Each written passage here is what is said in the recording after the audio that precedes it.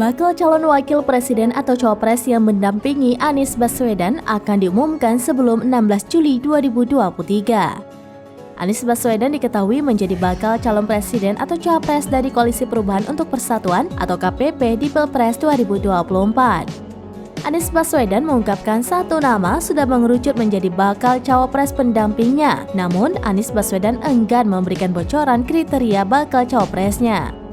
Kepala Badan Komunikasi Strategis atau Bakomstra Herzaki Mahendra Putra mengklaim pasangan capres dan cawapres yang diajukan Koalisi Perubahan akan mengejutkan banyak pihak.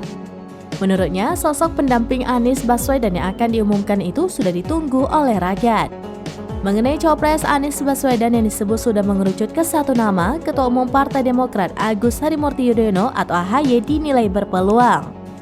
Direktur Eksekutif Trias Politika, Agung Baskoro menilai AHY kemungkinan besar akan menjadi bakal cawapres mendampingi Anies Baswedan.